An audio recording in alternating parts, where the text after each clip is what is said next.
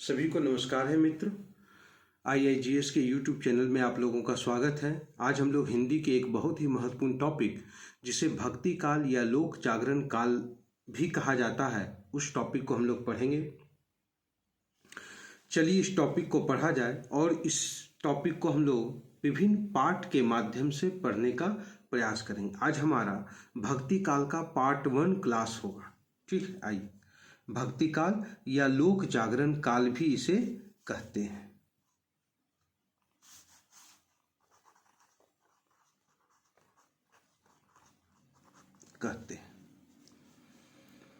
ये जो भक्ति काल की जो शुरुआत होती है, सबसे पहले इसके समय को देखा जाए कि भक्ति काल का जो समय है वो कब से कब तक है। समय, ये जो भक्ति काल है हम लोग मुख्य रूप से मध्य काल के अंतर्गत हम लोग इसको देखेंगे। ठीक है, इसका जो समय है वो 1318 से लेकर 1643 ईस्वी तक, 1318 से लेकर 1643 ईस्वी तक हम लोग भक्ति काल को देखते हैं। और इसकी जो शुरुआत होती है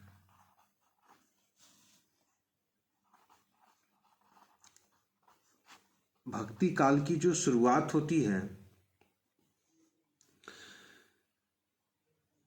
यह जो शुरुआत हुई है दक्षिण भारत से हुई है। दक्षिण भारत में अलवार संतों के द्वारा, दक्षिण भारत में ये किसके द्वारा हुई है? तो अलवार संतों के द्वारा हुई है।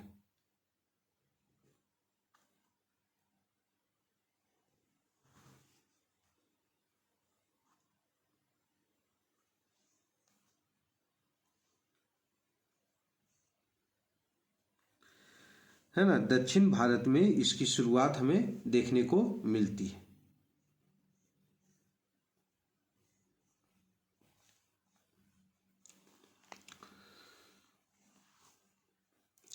लोक जागरण काल भी कहा जाता है।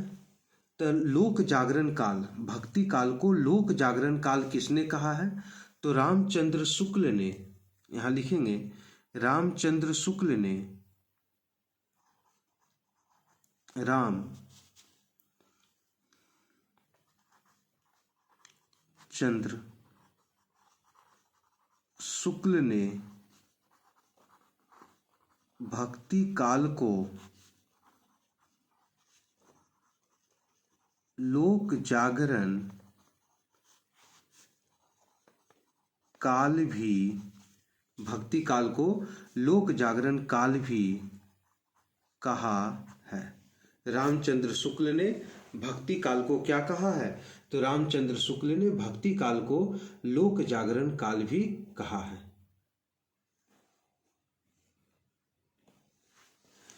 रामचंद्र शुक्ल जो थे, इन्होंने यह भी कहा है कि हिंदी का भक्ति काल बाहरी आक्रमण की प्रक्रिया है।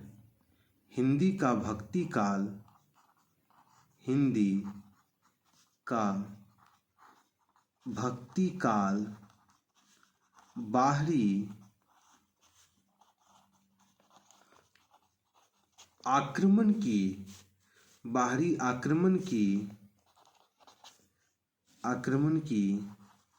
प्रक्रिया है। रामचंद्र शुक्ल ने क्या कहा कि भक्ति काल को लोक काल भी कहा जाता है और हिंदी का भक्ति काल बाहरी आक्रमण की प्रक्रिया है, बाहरी आक्रमण की प्रतिक्रिया है। इसे प्रक्रिया नहीं प्रतिक्रिया कहिए, प्रतिक्रिया है। बाहरी आक्रमण की क्या है? प्रतिक्रिया है।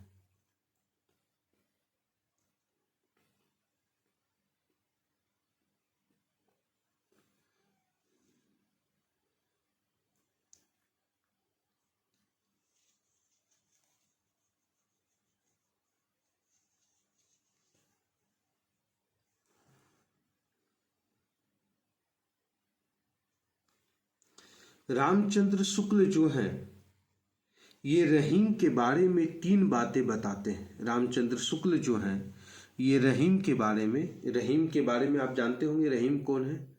अब्दुल रहीम खान खाना, जो अकबर के नौरत्नों में से एक था रहीम।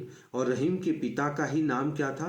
तो रहीम के पिता का नाम था बैरम खां, याद रखिएगा, जो अकबर के संरक्षक के रूप में भी जाना जाता है, बैरम खां। तो रामचंद्र शुक्ल जो हैं रहीम के बारे में कहते हैं, रामचंद्र शुक्ल ने रहीम के बारे में कहा है, रामचंद्र शुक्ल ने रहीम के बारे में कहा है, रहीम के बारे में कहा है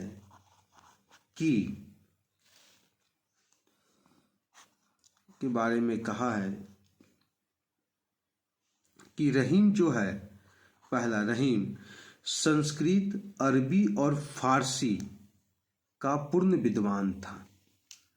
संस्कृत, अरबी और फारसी का पूर्ण विद्वान। संस्कृत, अरबी और फारसी का पूर्ण विद्वान था। ये बात किसने कहा? तो रामचंद्र शुक्ल ने कहा। किसके बारे में? तो रहीम के बारे में। दूसरी पॉइंट रहीम के बारे में हम लोग लिख सकते हैं कि रहीम जो था दानशीलता हृदय की सच्ची प्रेरणा के रूप में था। उनकी दानशीलता जो थी हृदय की सच्ची प्रेरणा के रूप में थी। उनकी दानशीलता, उनकी दानशीलता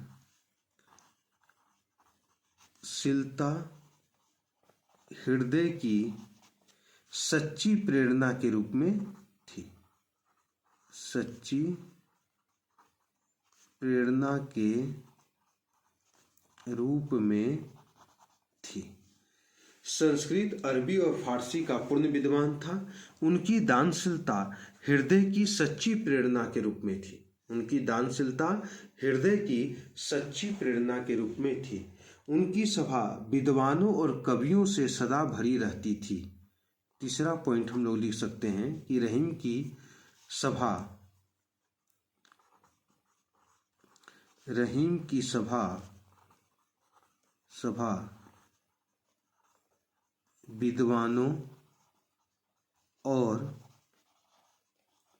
और कवियों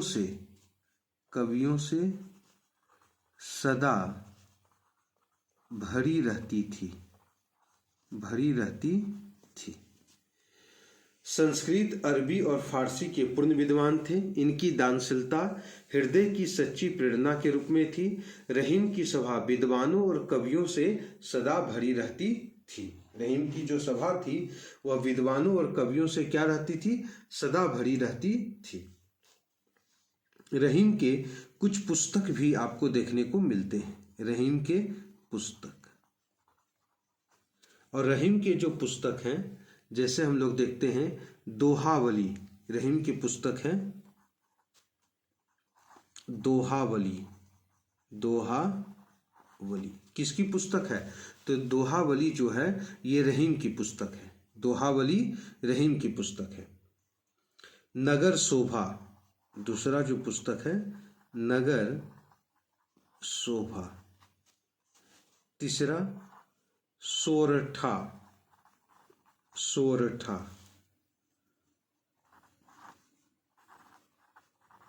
बरवे भक्ति परक।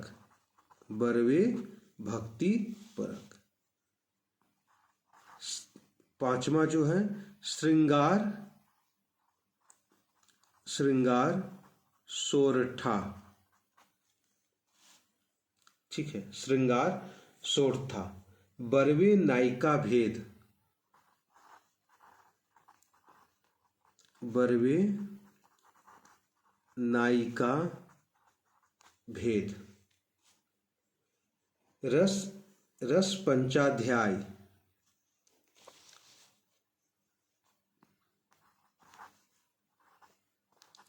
रस पंचाध्याय है ना, रस पंचाध्याय। श्रृंगार सोरठ, मदनाष्टक, मदनाष्टक है ना, दोहावली है, नगर शोभा है, सोरठा है, बरवे भक्ति परक है, श्रृंगार सोरठा है ना, 12वें नायिका भेद है, रस पंचाध्याय है, मदनाष्टक। ये सब जो पुस्तक हैं, और एक और पुस्तक है खेत कोतुकम, रहीम की ही पुस्तक है, खेत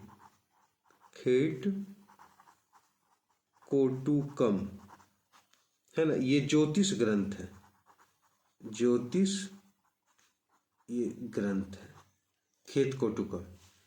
दोहावली, नगर शोभा, सोरठा, बरवे भक्ति परक, श्रृंगार सोरठा, 12वें नायिका भेद, रस पंचाध्याय, मदनाष्टक, खोट कोटुकम, ये सभी जो पुस्तक हैं वो रहीम के पुस्तक हैं मित्र।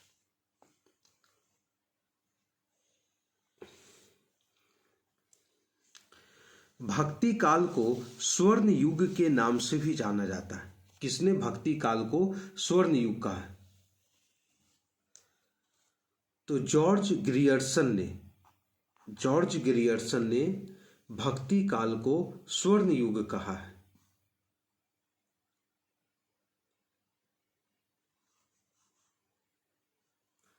है ना, भक्ति काल को स्वर्ण युग कहा है। भक्ति काल को स्वर्ण युग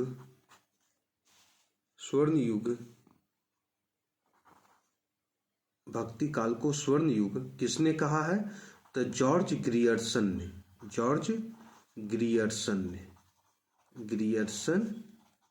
ने। ठीक है, भक्ति काल को स्वर्ण युग किसने कहा है? तो जॉर्ज ग्रियर्सन ने भक्ति काल को स्वर्ण युग कहा है। ये जो जॉर्ज ग्रियर्सन है, इन्होंने भक्ति काल को ईसाइयत की देन भी कहा है। इन्होंने क्या कहा है? भक्ति काल को ईसाइयत का देन। इन्होंने भक्ति काल को ईसाइयत की देन कहा है। ईसाइयत की देन कहा है। जॉर्ज ग्रियर्सन ने भक्ति काल को क्या कहा है? ईसाइयत का देन कहा है।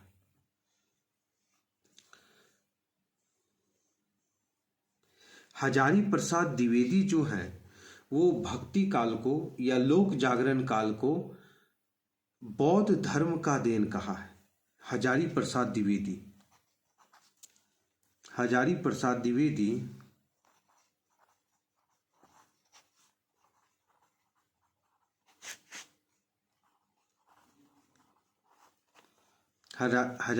द्विवेदी ने भक्ति काल को बौद्ध धर्म का देन कहा है। बौद्ध धर्म का देन कहा है। हजारी प्रसाद द्विवेदी ने भक्ति काल को क्या कहा है? तो इसने भक्ति काल को बौद्ध धर्म का देन कहा है। ठीक है, तो ये था कुछ विद्वानों के द्वारा भक्ति काल के बारे में क्या क्या शब्द कहा गया है।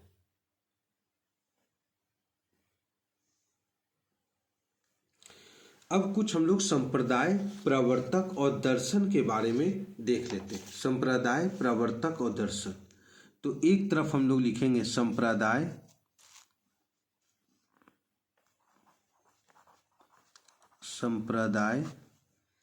दूसरे तरफ प्रवर्तक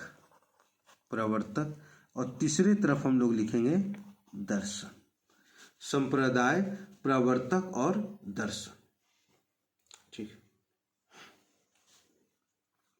संप्रदाय में जो पहला है इसे हम लोग ब्रह्म संप्रदाय के नाम से जानते हैं। ब्रह्म संप्रदाय, ठीक है। इसके प्रवर्तक कौन थे? ब्रह्म संप्रदाय के प्रवर्तक कौन थे? तो माधवाचार्य। माधवाचार्य ब्रह्म संप्रदाय के प्रवर्तक थे और इनका जो दर्शन था वो द्वैतवाद था। द्वैतवाद,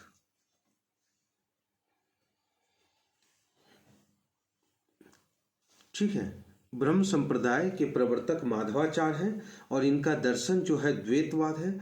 नेक्स्ट क्लास में हम लोग द्वैतवाद, विशिष्ट द्वैतवाद, शुद्ध द्वैतवाद, अद्वैतवाद, द्वैतवाद क्या है इसके बारे में चर्चा करेंगे। वह एक अलग क्लास होगा, दर्शन की व्याख्या, है ना। अभी हम लोग सिर्फ ये देखेंगे कि कौन सा संप्रदाय ने किस दर्शन को जन्म दिया और उस संप्रदाय के प्रवर्तक कौन थे। जैसे माधवाचार्य हैं, ये वैष्णव भक्त माने जाते हैं और ये सगुन भी हैं। माधवाचार्य जो हैं ये वैष्णव भक्त हैं। माधवाचार्य क्या है? वैष्णव भक्त। ये वैष्णव भक्त और सगुन है ये, है ना। सगुन और निर्गुण ये जो है हमारा भक्ति आंदोलन में, भक्ति आंदोलन को हम लोग दो भागों में बांटते हैं। एक सगुन के रूप में बांटते हैं और एक निर्गुण के रूप में बांटते हैं। सगुन वह होता है जो अवतारवाद और मूर्ति पूजा पर बल देता हो, और निर्गुण वह है जो उपनिषद से प्रभावित हो, जो अवतारवाद और मूर्ति पूजा पर बल नहीं देता हो, जो साधना पर अधिक बल देता हो, है ना। तो मूर्ति पूजा पर बल देने वाले कौन है? तो मूर्ति पूजा पर भी बल देने वाले, उनको भी हम लोग दो भागों में बांटते हैं, है ना। जैसे राम मार्गी हैं, कृष्ण मार्गी, वो नेक्स्ट अभी मैं बताऊंगा आप लोगों को। पहले ब्रह्म संप्रदाय देखिए, और ये ब्रह्म संप्रदाय के प्रवर्तक कौन है? माधवाचार्य हैं और इनका जो दर्शन है वह द्वैतवाद है, याद रखिएगा यहाँ तक, ठीक है। दूसरा जो हम लोग संप्रदाय के रूप में देखते हैं, दूसरा संप्रदाय जो है वह जो है श्री संप्रदाय। श्री संप्रदाय, ये क्रम से दूसरा नहीं है, मतलब मैं दूसरा बता रहा हूं। ये श्री संप्रदाय, इनके जो प्रवर्तक हैं, ये प्रवर्तक का नाम है रामानुजाचार्य। इनके प्रवर्तक का नाम क्या है? रामानुजाचार्य, ठीक है। श्री संप्रदाय के प्रवर्तक कौन है? रामानुजाचार्य। और इनका दर्शन क्या था? तो इनका दर्शन था विशिष्टा द्वैतवाद। विशिष्टा द्वैतवाद, द्वैतवाद, इनका दर्शन क्या था? तो विशिष्टता द्वैतवाद था। श्री संप्रदाय रामानुजाचार्य, विशिष्टा द्वैतवाद। और रामानुजाचार्य जो हैं ये भी वैष्णव भक्त हैं और ये भी सगुन माने जाते हैं। रामानुजाचार्य ये भी वैष्णव भक्त हैं, वैष्णव भक्त, और ये भी क्या माने जाते हैं? तो ये भी अपने आप को सगुन कहते हैं, ठीक है। रामानुजाचार्य के बारे में एक शब्द और कहा गया है कि इन्हें लक्ष्मण का अवतार माना जाता है। इन्हें लक्ष्मण का अवतार, लक्ष्मण का अवतार माना जाता है। इन्हें लक्ष्मण का क्या माना जाता है? तो इन्हें लक्ष्मण का अवतार माना जाता है। तीसरा जो है वो है रुद्र संप्रदाय। तीसरा जो है वो क्या है? रुद्र संप्रदाय, ठीक है। और रुद्र संप्रदाय के प्रवर्तक कौन है? तो वल्लभाचार्य। रुद्र संप्रदाय के जो प्रवर्तक हैं वो हैं वल्लभाचार्य, वल्लभाचार्य।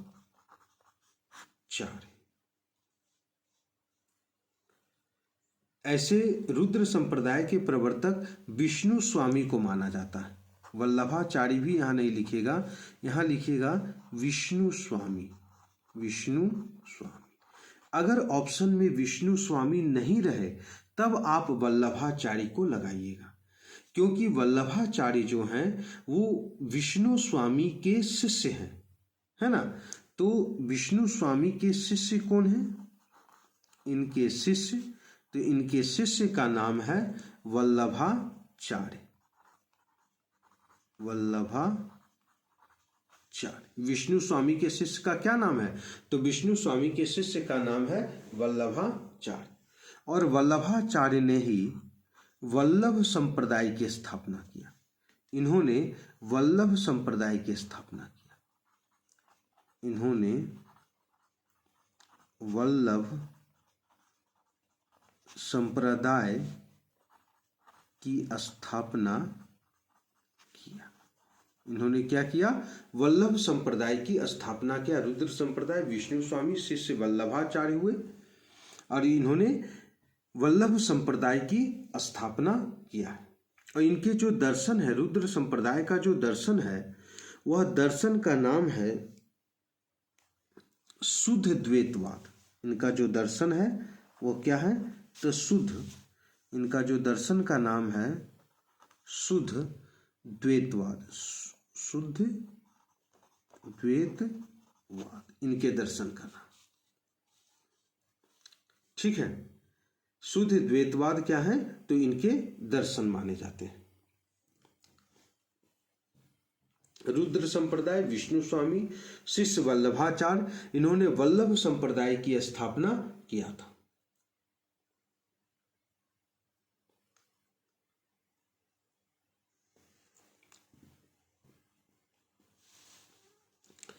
और चौथे जो हैं उनको कहते हैं सनकादि संप्रदाय। चौथा जो होगा, तीसरा तक हम लोग पढ़े थे ना, चौथा नंबर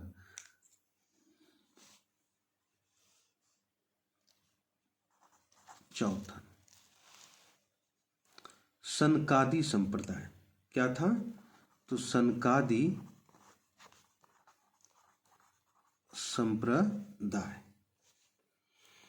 है ना। इनके जो प्रवर्तक हैं, सनकादि संप्रदाय के प्रवर्तक जो हैं, उनका नाम है निम्बार्काचार्य। निम्बार्काचार्य सनकादि संप्रदाय के प्रवर्तक कौन है? निम्बार्काचार्य। और इन्होंने कौन सा दर्शन दिया था? तो इन्होंने द्वैतवाद का दर्शन दिया। द्वैतवाद का दर्शन इन्होंने क्या दिया? तो द्वैतवाद का दर्शन इन्होंने दिया। सनकादि संप्रदाय के प्रवर्तक निम्बार्काचार्य हैं और इन्होंने द्वैतवाद का दर्शन दिया। इनके गुरु जो निम्बार्काचार्य जो हैं, इनके गुरु का जो नाम है इनके गुरु कौन है? तो इनके गुरु का नाम है नारद मुनि। इनके गुरु का नाम क्या है? तो नारद मुनि इनके गुरु थे, है ना। नारद मुनि इनके गुरु थे। इनकी विशेषता, सनकादि संप्रदाय की विशेषता, इनकी विशेषता क्या है? कृष्ण के साथ राधा की महानता। ये बोलते हैं कृष्ण के साथ राधा की महानता। कृष्ण के साथ किसकी महानता? तो कृष्ण के साथ राधा की महानता हमें देखने को मिलती है। कृष्ण के साथ राधा की महानता हमें देखने को मिलती है।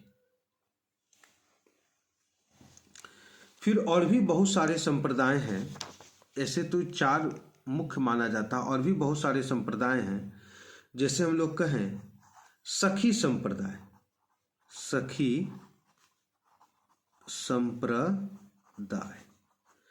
तो इसके प्रवर्तक कौन है? सखी संप्रदाय के स्वामी हरिदास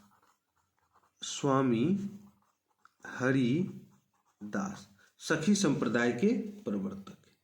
एक है हमारा गौड़ी संप्रदाय।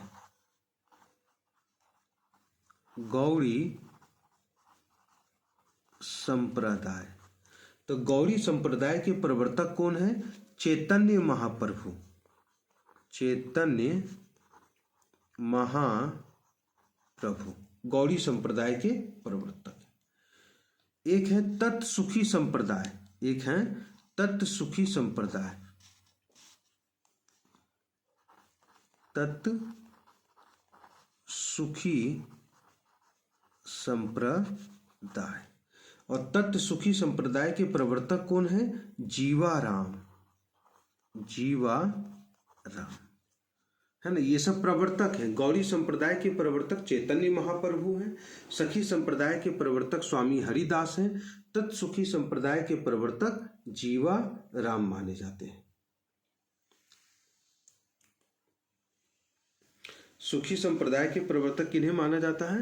तो जीवाराम को सुखी संप्रदाय का प्रवर्तक, तत्सुखी संप्रदाय का प्रवर्तक माना जाता है।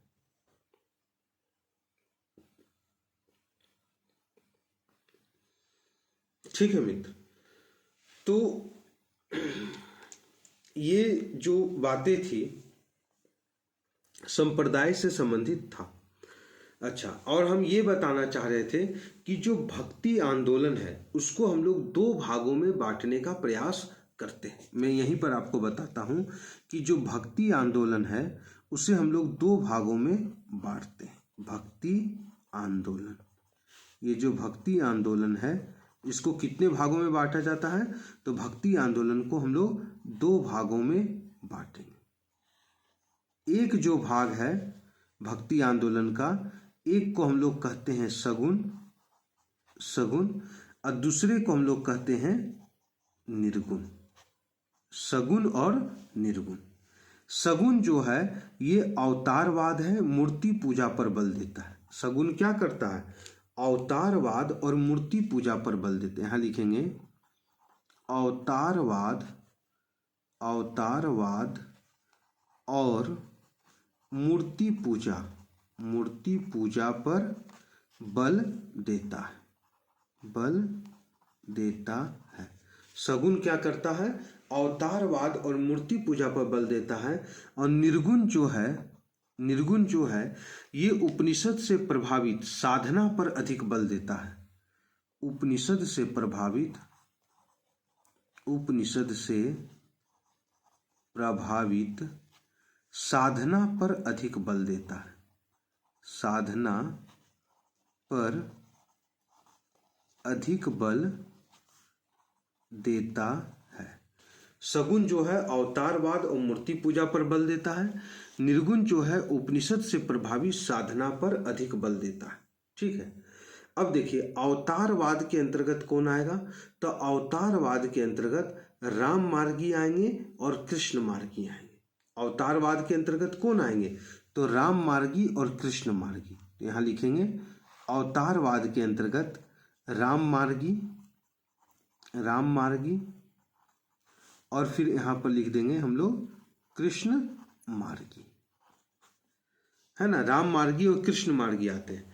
जैसे राम मार्गी जो राम के भक्ति करते हो, जैसे रामानंद हो गए, तुलसीदास हो गए, ये राम मार्गी हैं। लेकिन कृष्ण मार्गी कौन है? जैसे मीरा है, वल्लभाचार्य हैं, सूरदास हैं, चैतन्य महाप्रभु हैं, शंकर देव हैं, निम्बार्क हैं, रामानुजाचार्य हैं।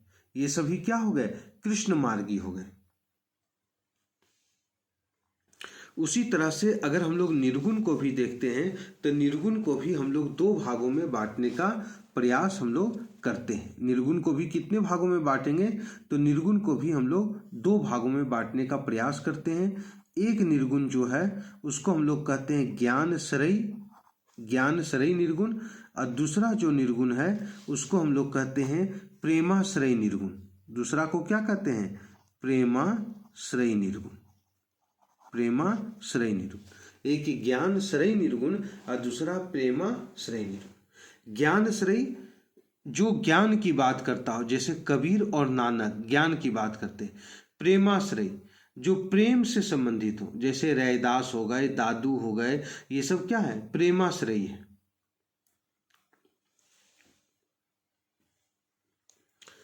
तो प्रेमाश्रय के अंतर्गत हम लोग प्रेमाश्रय के अंतर्गत रैदास और दादू को रखते हैं, और ज्ञान श्रेय के अंतर्गत हम लोग कबीर और नानक को रखते हैं। किसके अंतर्गत? तो ज्ञान श्रेय के अंतर्गत। राम मार्गी के अंतर्गत रामानंद और तुलसीदास आते हैं, और कृष्ण मार्गी के अंतर्गत मीराबाई है, वल्लभाचार्य है, सूरदास है, चैतन्य है, शंकर देव है, निम्बारका है और रामानुजाचार्य।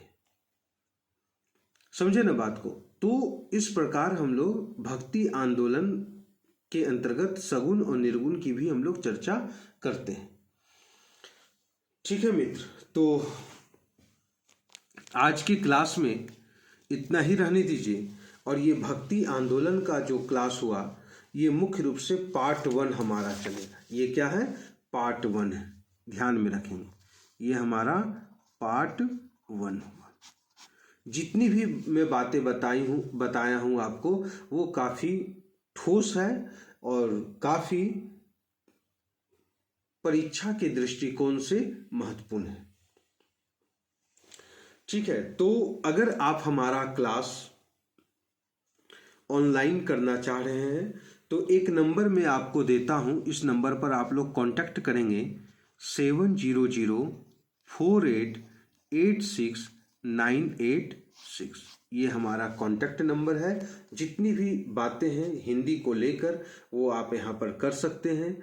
और साथ में नवोदय विद्यालय की तैयारी हो, पीजीटी की, केवीएस पीजीटी की तैयारी हो, आर्मी स्कूल पीजीटी की तैयारी हो, या फिर यूपी टीजीटी पीजीटी या झारखंड टीजीटी पीजीटी की तैयारी हो, आप इन सब की तैयारी करना चाहते हो तो हमारे क्लास से आप लोग जुड़ सकते हैं मित्र। और यही हमारा कॉन्टैक्ट नंबर है।